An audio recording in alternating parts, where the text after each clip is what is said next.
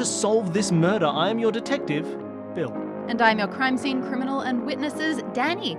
We're on part 6 of the Murder on the Links. In part 5, I met back up with the girl from the train and, in character as Hastings, left her alone with the body and the shed unlocked while I took her back to the train station.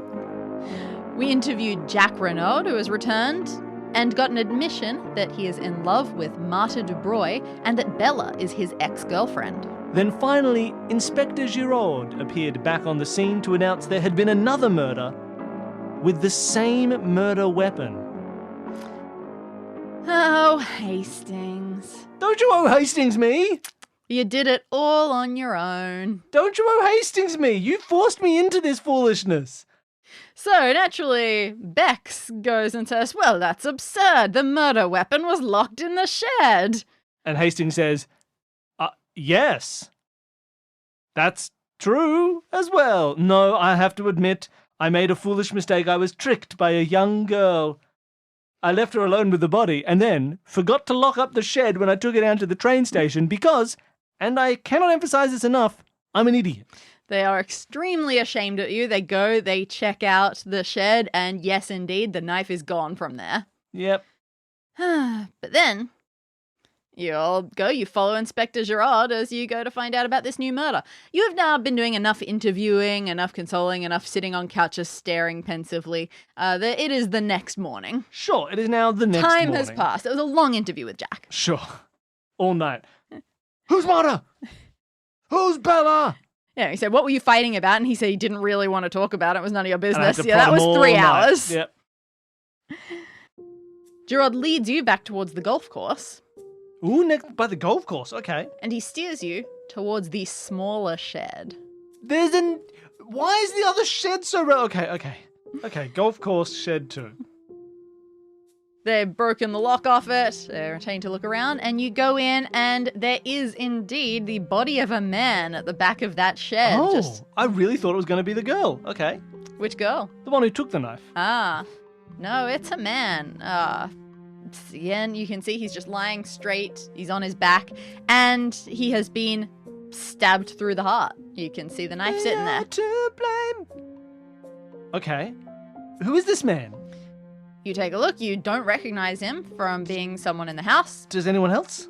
None of the people that you immediately call forth, like, I don't know, who do you ask? Giraud. Inspector Bex. Nope. Jack. Nope. PT's wife. Nope. Oh my god, Leonie. Francoise. Okay, this could keep going for a while. There's a lot of people. We'll get there. But so yeah, you don't recognize him. He doesn't look like anyone from the household that you have seen. He is wearing an old but very expensive looking blue suit. He is, the book describes him as swarthy. Okay. So you get the distinct impression that he's French swarthy. Yeah, he's Mediterranean. Yeah. Maybe around 50 years old. His face is a little convulsed. In fact, if you go in really close, you can see there's a little slight foaming on his lips. Poison. He's laying very neat and straight there. You get a look, his nails are very broken and discolored. Oh, I don't like this. Dani, I don't like this. Can you change it up so none of this happened?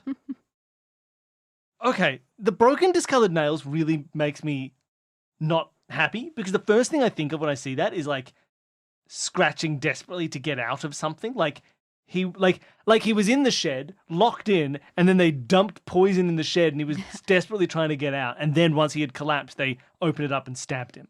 It doesn't actually look like it was a one-off sort of bad nails situation, dirty hands thing. Okay. Oh, good. That's so much better. Yeah. It looks like in his line of work, perhaps he has taken awful care of his hands. and breaks his nails. Okay.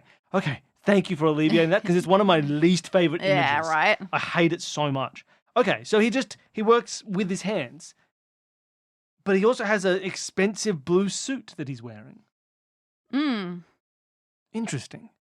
Giraud comes over and he says, the doctor is coming. He will be able to do some confirmations. But how long did you leave the shed unattended? I believe it was, and you can correct me if I'm wrong, less than an hour. That sounds about right. Okay, so there's about an hour in which this could have been done. No, not at all, right? What? An hour in which they could have stolen the knife. Yes. Okay, cool. Because they could have done the murder whenever they want. Well, yes, whatever, but I mean, surely take a look at him. It can't have been done that much more recently than that. True. And you take a look, and his body's getting pretty cold. It wasn't just... Okay, so it wasn't just murder. It was murdered some hours ago. Clearly didn't happen. Okay. Maybe I can do some investigation of this body in this scene for a second. Allow me, sir. You do love sniffing out clues. Take a look at... I'll watch you work. Take a look at the floor. Do you notice anything? There is dirt from a garden. Ah, you are not too far off. Your keen eyes have noticed there are the faintest glimmers of footprints. Of two sets of footprints. Now, we cannot get any details from them. It is far too faint for that. They only walked through the good dirt. Sure. But one of them, I'm sure you would agree with me, Woman? must have been feminine shoes. Okay. 2 sets. His shoes plus woman's shoes. All right, keep going, Gerard. Keep going. There's very little else in here. We have lots of garbage, what do you call it? We got fertilizer, we've got lawn trimmings, we've got gardener's old clothes. It's just very much a rubbish shed. Interesting. Now, I wonder about the poison, whether there's something that could come from fertilizer and things like that. But, okay, I'll ask the doctor. Yep, you can wait a little bit until the doctor arrives. He's on his way right now. Yeah, sure.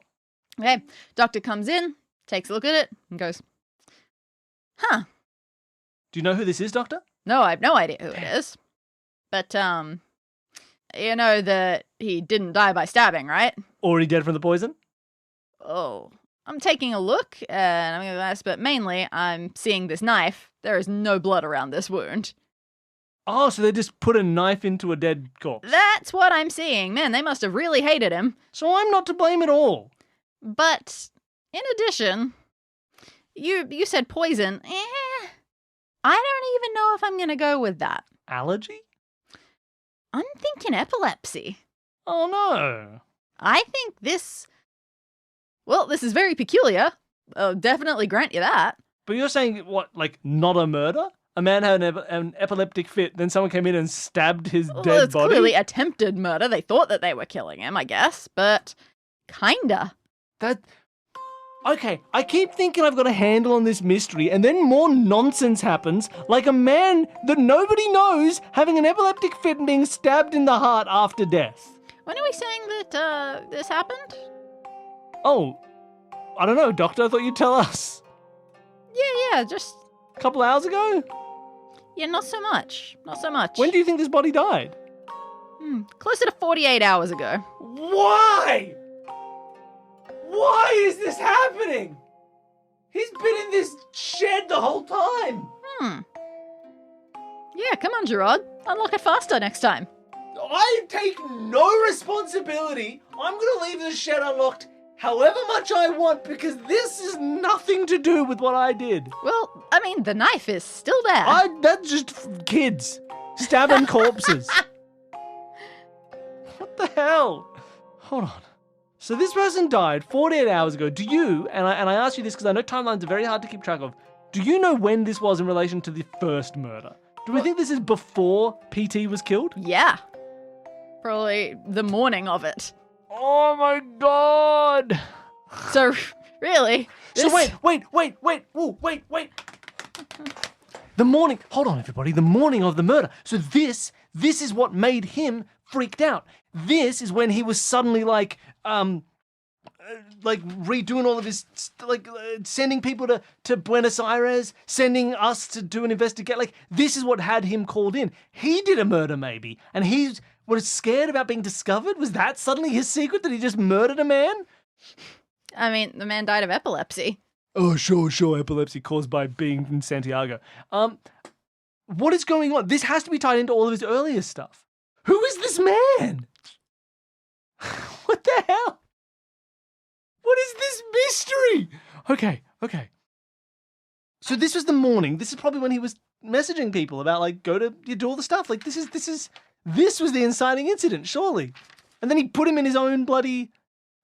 And he probably dug the grave. The reason there was a big dug grave is he was planning to bury this body. Surely. Like, the question that I haven't even asked, let alone answered, is why was there a big open grave that he was in? He probably dug the grave to put this body in and then was randomly killed by people. Like, it's a planned grave for a murder that seemed sudden. But it's because he was going to bury a body in his own golf course. Far out. This is insane. So PT must have known this man had died. And this is what caused him to freak out. And that's why he dug a grave. Maybe it has something to do with him talking to Bella. Or not Bella, but, you know. Why was he writing a check to Bella Devine? Why would he write it? Because he wants Bella to get back with his son because he thinks she's a better option than his half-sister. Bearing in mind, everybody, I haven't established that it's his half-sister. I'm just assuming there's something there. We'll wait for Poirot to tell me who De Broglie is. God, he's taking his time. I suppose he's probably still just arriving in London now. He'll be on his way back soon. Oh my God. What is this? Who told me to solve murders for a living? Okay. Yeah, so you get all you can out of this. They do bring everyone back in. No one identifies this man. Nobody knows. No one knows who he is. So sometime later, you go back to your thinking spot. This is where you're doing Oh, this. love it. Give me some more overhearings. It's not much. You just go there and you hear two people walking along. It's Jack and Marta. And Jack is just saying very nice things like, it's all right, everything's going to be fine.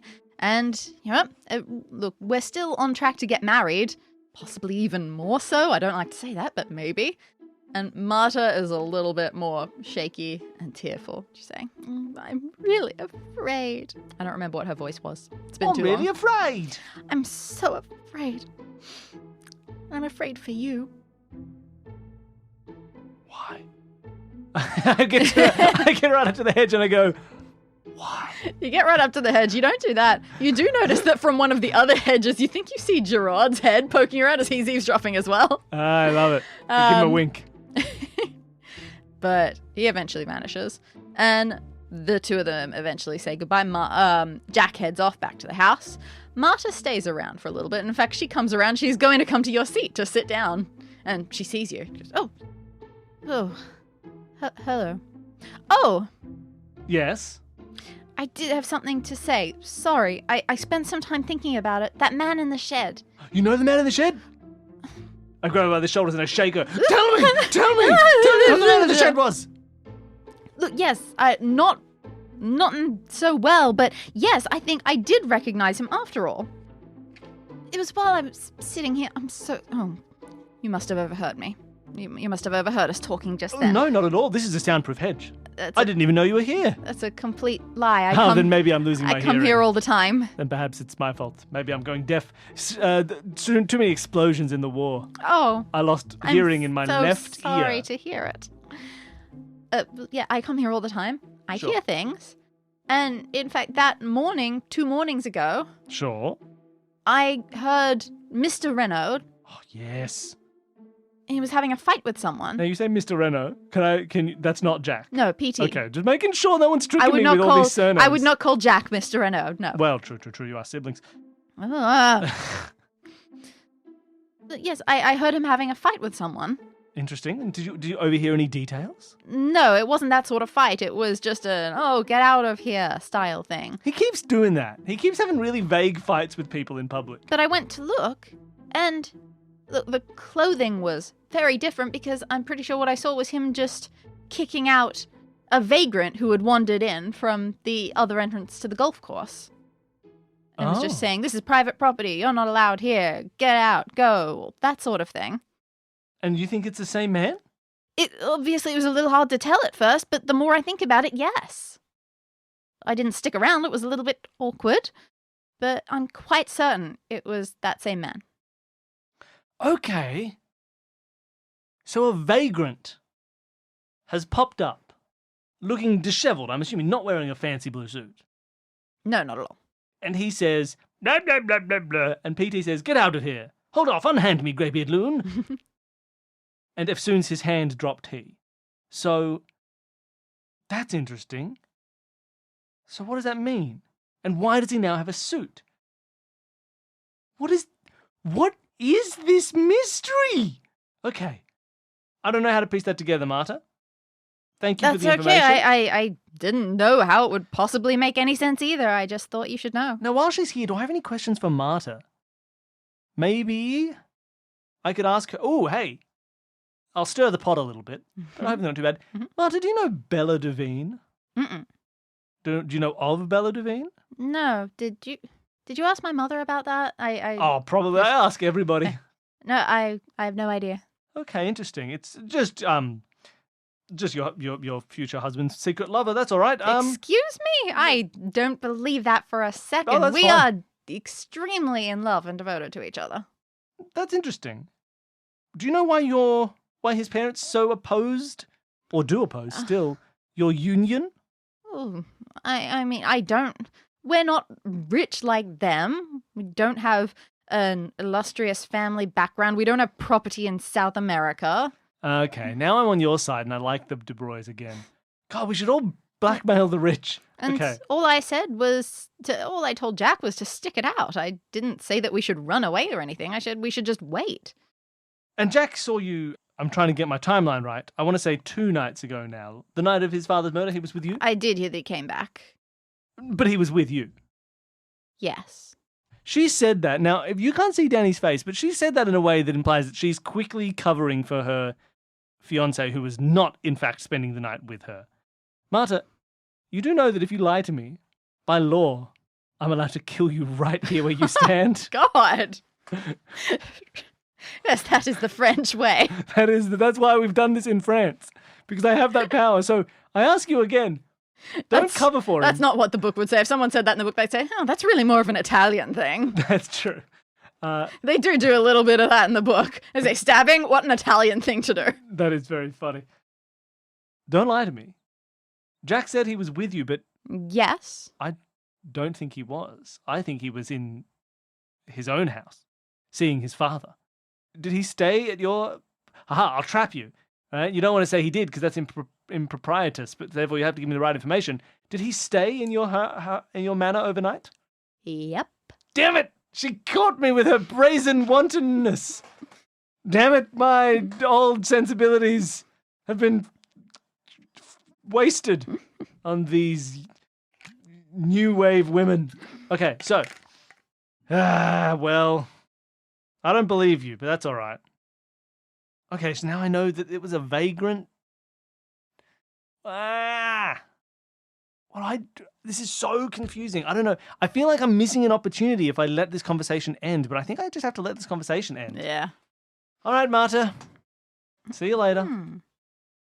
Okay, I need to do some thinking. I need to get some notes. I need to do some... I'm going to sit in my thinking spot here on the bench. Beautiful. Maybe I'll overhear some extra clues while I'm Who here. knows? But I don't know.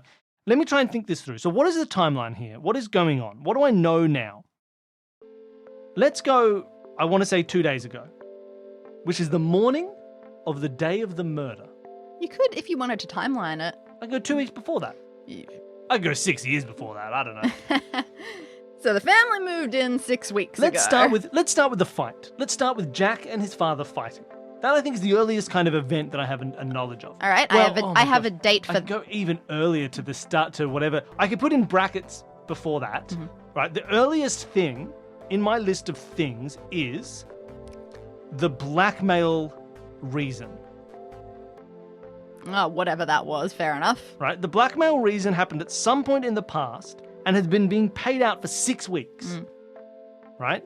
So blackmail reason in the past, then blackmail starts right after that. And why 6 weeks? Because that is the time frame over which he gave £4,000 to Mrs. Oh, DeBroy. yes, that's true. That's been over the last 6 weeks. Why did that only start in the last 6 weeks? Because that's when they moved here? Yes. Okay. Blackmail. So sometime in and April. Arrival in Merlinville-du-Sumer. Merlinville. Those happened at the same time. So it's like he arrived and she went, oh, wait, I know you. I have a secret of yours that I could reveal. So I think so that's actually really interesting that those two things line up. It's not like she came out, she was like, I'm going to get you. It's like he saw her and she was like, oh, I know you. Aren't you that guy that killed 19 men? And he's like, shut up. I'll give you money if you shut up. So there's something there, right? It was like a happenstance. It was like P.T. Renault, I remember this is your daughter. That kind of thing, right? Mm-hmm. It was a chance arrival or a chance meeting, perhaps, that brought back something from his past. Okay, I got to lay this out right. So we got blackmail, reason, time frame, the past. Blackmail and arrival, time frame 6 weeks ago. The next thing that happened, I think I want to go 2 weeks ago to the fight. For those first 4 weeks, it just seemed like stuff was going on. Cool. All right, this is the 2 weeks 23rd of May. The 23rd, we had the Jack and PT fight. Father, I want to marry Marta. No, you can't. You can't do it. Right. Mm-hmm. Jack plus PT fight. Also, at the same time, we had Jack goes to Paris. Yep. That was also on that same day. And Will is addended. That was the next day. Okay. Will changed. Amended. That's what I want, not addended. Changed. That was the 24th of May. Do I have anything about that check he wrote to Devine? I found it in his office, but I don't have a time for that, or do I? Can I ask Stoner to double-check that against the books? Stoner is not aware of that, and so in the actual checkbook that was found in there, the whole thing had been, removed from it. Yeah, okay. But you do know that Francoise cleans this every morning. She had cleaned away and thrown away the rest of the scraps that weren't covered by carpet. Great, so that's on the day of the murder. Okay, so Will changed 2 weeks ago. The next thing that happens is, I believe, the day of the murder. So we're on to the day of the murder, which is, do you know the day of the murder? The 7th of June, and a lot happened. The 7th of June, a lot happened. So we have the fight with the vagrant. That happened that morning. Okay. Then we have, at some point with a question mark, a check to Bella. Yep. We don't know when that happened. We could probably guess based on other evidence, but sure. It's probably when she visited. Probably. So let's go. Okay, we'll tie it into that. So the vagrant fight happened in the morning. Did anything else happen before she visited in... Oh, no, then I reckon after the vagrant fight, but with a bit of question marking, there was also the vagrant death. Seemingly, yep. That would be a little weird if it were the other way around. And then at some point around that, we have send Jack to SA, South Australia, South America. I don't want to lead you astray if you're listening. Maybe you're coming in and out and you just heard some keywords. South America. Send for Poirot. Mm-hmm. And those are the only sendings he did, right? Sort of. Did he send for Stoner?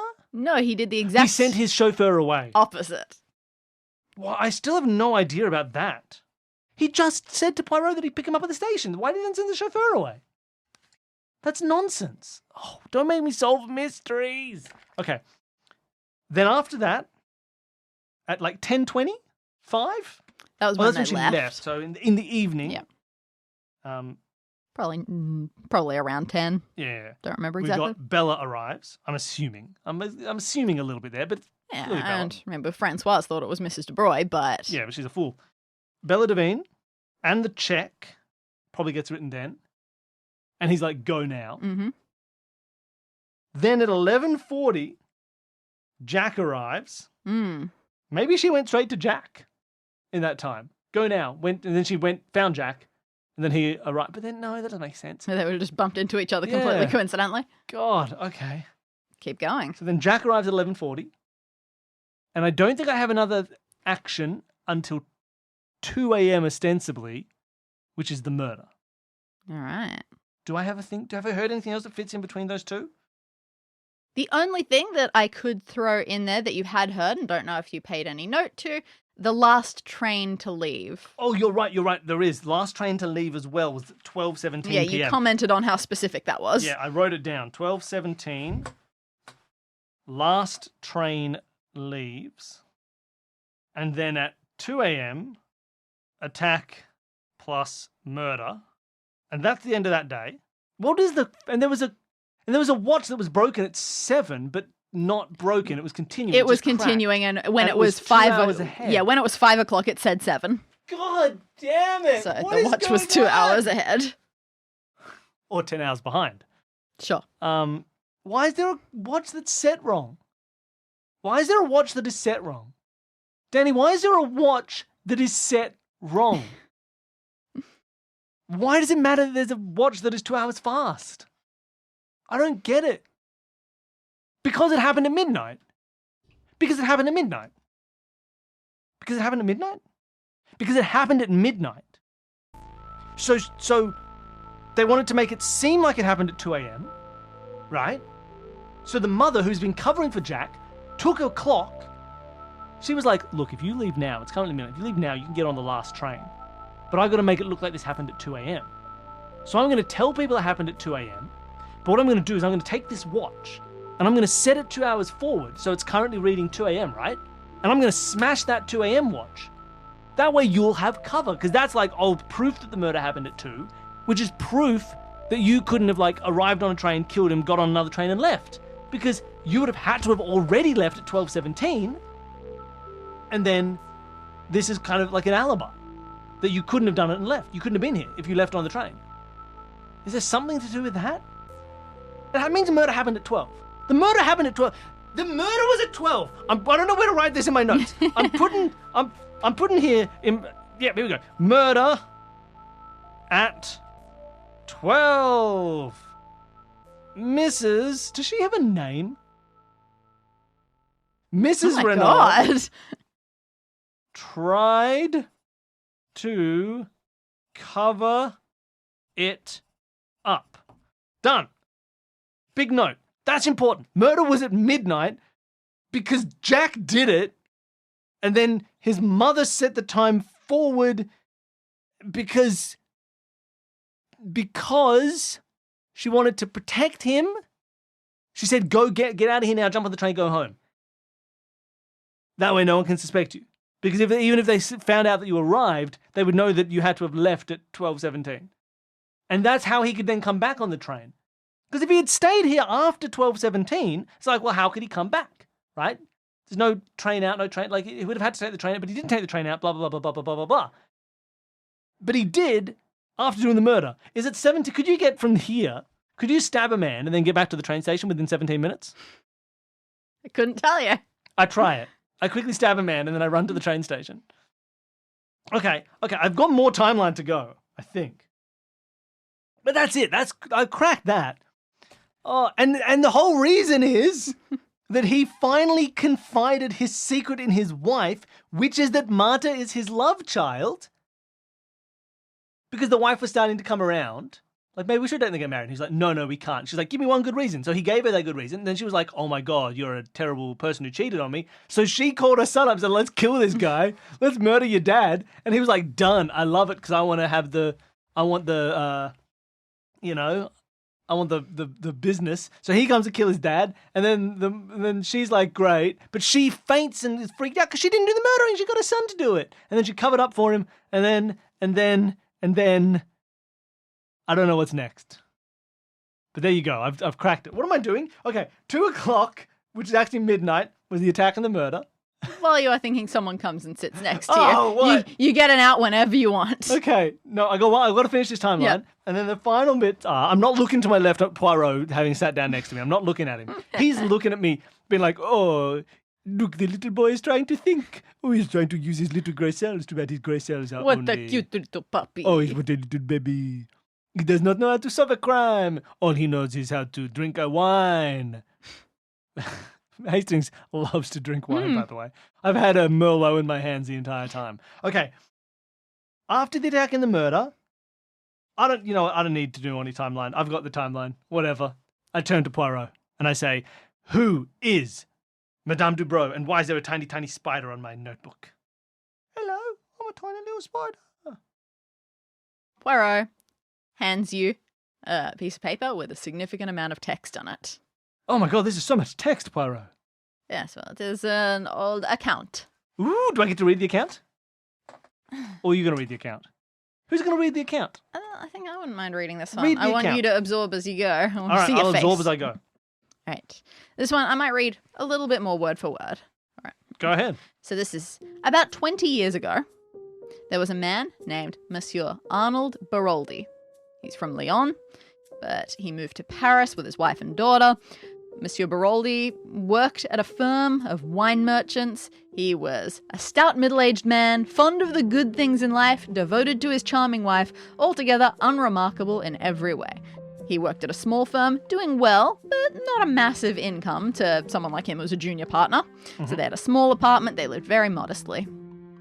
But even though he was very normal, his wife was absolutely gorgeous and incredibly charismatic. So she became super popular, especially when it was whispered that, oh, you know what, I heard that she was a daughter of a Russian Grand Duke, and other things like that. No, she's an Austrian princess, and all sorts of secretive things like that. But they basically went, yes, she, Jeanne Baroldi, she's a very curious, beautiful, mysterious enigma. And she didn't deny anything. She would just go, maybe. Yeah, Could be. pretty much. Okay. That said, to some close friends, she would be a little bit more specific. She would talk about political intrigue. She would mention papers and obscure dangers to her life.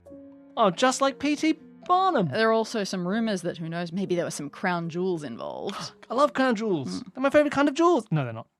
Amongst these friends, there was a lawyer. His name was Georges Conneau. And it became very obvious he was insanely in love with Jeanne. She was that kind of teasing type. She sort of led him on a little bit, so it seemed, but she always talked about how much she loved her husband. But people definitely had their rumours going that they were having an affair. But they'd been in Paris for about 3 months, and somehow some other rumours started to come up about somebody else, Mr. Hiram Trapp, an American who was massively wealthy. And once again, the rumours were that he had fallen incredibly in love with her, but was being very respectful standing back. But of course, still nobody believed that. It was all affairs everywhere. And about that time, Jeanne Baroldi started talking a little bit more about her situation. In fact, she said that she was really worried about her husband. He'd been drawn into some political schemes and referred to some important papers that had been entrusted to him for safekeeping concerning some sort of far-reaching European secrets. They had been put into his custody to throw off the people who wanted them, but Jeanne was nervous because she had seen some shady figures hanging around different circles in Paris who looked like they might be after this sort of thing. So then that year in November, the woman who came to clean their apartment found the door of the apartment standing open and found Madame Baroldi lying on the floor, bound by her hands and feet, gagged, and on the bed was Mr. Baroldi, stabbed through the heart. Stabbed through the heart? Stabbed through the heart. So this is a mix of the two crimes. She's bound and gagged like P.T.'s wife, but he's stabbed through the heart like P.T.'s vagrant. Madame Baroldi told the police that she'd been suddenly awakened by 2 masked men stifling her, binding, gagging her, and demanding Mr. Baroldi's secret. This is some Final Destination nonsense. Hold on. Mr. Baroldi refused to give in to them, so angry, one of them stabbed him through the heart, and then they found his keys, opened the safe, and carried away a mass of papers. Both men were heavily bearded, wore masks, and Mrs. Baroldi said they were definitely Russians. This is ridiculous. They were never traced, these people, and then over time, just as people were starting to forget about it, Madame Baroldi was arrested and charged with the murder of her husband. The trial came around, and it was a big deal because she was very well known. In fact, loads of people, there were heaps of people that were saying, no, there's no way she could have done it. I know her so well, she's amazing. And others saying, I knew it all along. This is so weird. This is a weird mystery. Thing is, they found out that someone traced her family. And he said, yeah, they're just a very nice, quite respectable pair of fruit merchants from Lyon. All of the stories about Grand Dukes and princesses and things like that, she had started those rumors herself. And in fact, she had been making little bits of money from telling her stories to people. God. But when they accused her of this murder, the motive that they went with was Mr. Hiram Trapp, the rich American.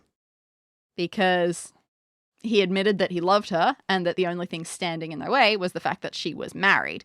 And if she had no husband, he would have immediately asked her to marry him. So because Hiram Trapp was such an honourable man, it seems that Jeanne Baroldi decided she had to kill her husband. Sure. The prosecution kept going a little further. They said that, oh no, it obviously wasn't just her that was involved in this. Somehow she roped Georges Conneau, the lawyer, into being the one who actually did the stabbing. And we can tell, obviously she didn't tie herself up, but we can tell from these bonds, they were loose enough that she could easily get free and wasn't going to be hurt. Okay. But Georges Conneau he disappeared. They could not find him. But towards the end of the trial, they received a letter from him to the public prosecutor. It didn't reveal his whereabouts, but it did have a full confession of the crime. It said that he was the one who did the stabbing of Mr. Baroldi, but that Jeanne had made him. She had told him that the husband was abusive and that there was nothing that she could do to get away from her horrible situation. And he was so madly in love with her that he stabbed the man in order to free her. And this was the first time that he was learning about the rich American. And he now believed that Madame Baroldi had basically seduced him into committing murder for her so she could go off and marry this rich American. Wonderful. And as soon as that came out, she went, okay, yeah, the whole Russians and masked men story was it was Georges Conneau. I had nothing to do with it. It was all him. He threatened me to keep quiet, so I did. God.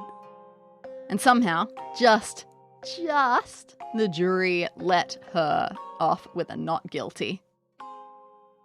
Georges Conneau was never traced. Madame Baroldi took her child and left Paris. Well, everybody, that's murder number 3. And they keep getting earlier and earlier.